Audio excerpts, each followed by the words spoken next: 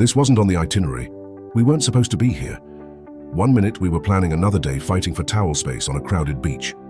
The next, we were in a beat-up rental car clutching a hand-drawn map from a total stranger chasing a rumor of a place the guidebooks just forgot. A place with water so impossibly blue it was meant to be a secret. A network of forbidden waterfalls, hidden deep in the Mexican jungle. We were told the journey was tough and the destination wasn't a guarantee. They weren't wrong. Most trips to Mexico kind of follow a script, right? You land, find your resort, and get pointed toward the same handful of world-famous ruins and jam-packed beaches. And look, those places are famous for a reason. But after a few days, you get that little itch. You start wondering, what else is out there? What's just beyond the polished tourist trail? For us, that question turned into a full-blown obsession. We were tired of seeing Mexico through a bus window, of sharing a beautiful moment with 1,000 strangers. We wanted to find the Mexico that exists between the pages of the travel brochures. The turn came when we least expected it, in a small, family-run restaurant miles from the tourist zone. We got talking with the owner, an old man with a serious twinkle in his eye. He listened to our grumbling about the crowds, then leaned in with this conspiratorial smile. He didn't talk about resorts. He talked about a region most foreigners skip entirely, La Huasteca Potosina. He called it a paradise of waterfalls, a place where the rivers literally run turquoise. He grabbed a napkin, drew a crude map, and pointed to a spot he called El Meco, a cascade hidden in a maze of tiny villages. That was it. That was the moment. We ditched our plans, found the nearest car rental, and pointed the wheels toward the mountains of San Luis Potosí. Leaving the coastal highways behind, man, it's a feeling. The landscape changes almost instantly. Flat, scrubby terrain swells into rolling green hills and then into dramatic jungle-draped mountains. We were entering the Huasteca Potosina, a rugged region famous for its rivers, caves, and, we hoped, waterfalls. The drive itself is an adventure. The roads get narrow, winding through little villages where life just slows down. With every mile, it felt like we were peeling back a layer of the tourist experience and stepping into something real. Our goal was a small hub town called El Naranjo, the gateway to the falls the old man had mentioned. According to our napkin map, this was where the magic started. The quick research we did confirmed this area was an adventure epicenter, but also that public transport was basically non-existent. Having a car here is everything. After hours of driving, though, doubt started creeping in. Were we on a wild goose chase? Were we chasing a memory scribbled on a napkin? It's a strange feeling putting all your faith in a stranger's tip, driving for hours into a place you know nothing about. But then, we saw it. As we got closer to El Naranjo, we caught our first glimpse of the river. It was just a flash of color through the trees, a brilliant, almost unnatural-looking blue.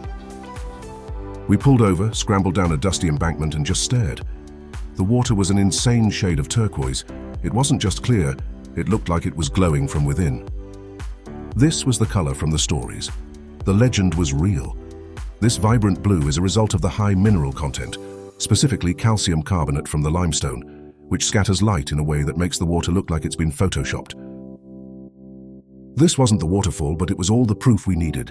It was the sign we were on the right path. Re-energized, we drove into El Naranjo. The town is small, a launching point for local adventures. It was clear this region is a hotspot for Mexican national tourism, but it's still largely off the radar for international travelers. We stopped for a bite and showed our napkin map to a local boat operator. He just laughed, recognizing the drawing instantly. He confirmed the best falls were upstream at a place called El Meco and told us we'd have to hire a boat to see the main event. Finding the launch point for El Meco was an adventure in itself. There are no big signs, no tourist-friendly billboards.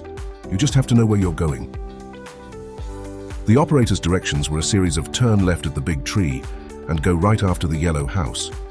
We drove through a labyrinth of small back roads, kicking up dust and dodging chickens. We were 100% sure we were lost multiple times. The pavement vanished, turning into a dirt track to nowhere. But this is exactly why these places stay special. They demand more effort than just plugging a name into a GPS. This remoteness is what preserves them. Finally, after a few wrong turns, we saw a small hand-painted sign, Embarcadero El Meco. We'd made it. The port was really just a collection of wooden canoes or pangas tied along the riverbank. We paid a small fee, about 100 pesos a person, and hopped into a boat with a few others. As we pushed off from the shore and headed upstream, The jungle closed in around us. The water, already stunning, became even more vibrant and the air grew cool, filled with mist and the growing roar of rushing water. The boat trip up the river canyon is breathtaking, with lush green walls rising on both sides. And then you round a final bend and the world just opens up. It's not one waterfall. Cascadas El Meco is a stunning series of cascades stretching across the entire width of the river. The main drop is a powerful 35-meter curtain of white water, plunging into a massive pool of the most intense turquoise you can imagine. This was it, the place from the napkin, the forbidden waterfall. We spent hours there. The boat guides take you right up to the edge of the falls, where the spray soaks you completely. They encourage you to jump into designated pools, and the feeling of swimming in that impossibly blue water, with the roar of the falls as your soundtrack, that's a memory that's burned into my brain forever. We weren't entirely alone. A few other boats were there, but it was a world away from the commercialized attractions we'd left behind. It felt raw, powerful, and unbelievably special. If you've ever dreamed of ditching the tourist trail and finding a place like this, let us know in the comments where your dream destination is. We read every single one. And if you're enjoying this hunt for Mexico's hidden gems, make sure you subscribe and turn on notifications because our search is far from over. The magic of La Huasteca Potosina is that El Meco is just the start. Before we left, our boat guide told us about another spot just an hour's drive away, Cascadas de Minas Viejas. Still buzzing, we got back in the car. The journey took us even deeper into the countryside, to a place that felt a bit more developed but still wonderfully remote. Minas Viejas is a 50-meter tall waterfall that splits into two cascades, plunging into a series of calm turquoise pools below.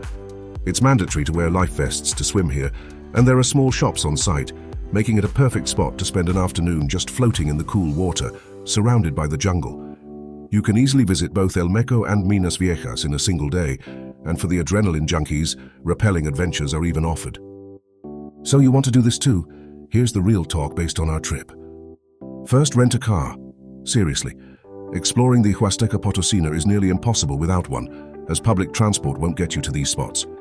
Consider basing yourself in Ciudad Valles, which is the main hub for the whole region. Second, timing is key.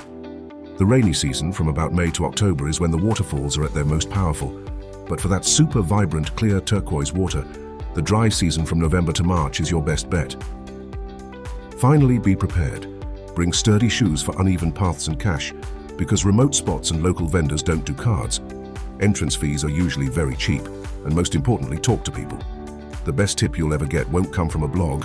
It'll come from a local who's willing to share a secret about their home. We started this trip running from the crowds, chasing a whisper of a secret. What we found in the jungles of La Huasteca Potosina was more than just a few waterfalls. We found a Mexico we didn't know we were looking for. We found proof that real honest-to-goodness adventure is still out there, waiting for anyone willing to take a chance, follow a hand-drawn map, and see what magic lies just over the horizon. These aren't just tourist sites. They're powerful, living parts of the landscape cherished by locals for generations. And getting to see them, even for a day, was a reminder of why we travel in the first place. To be surprised, to be humbled, and to be left completely in awe.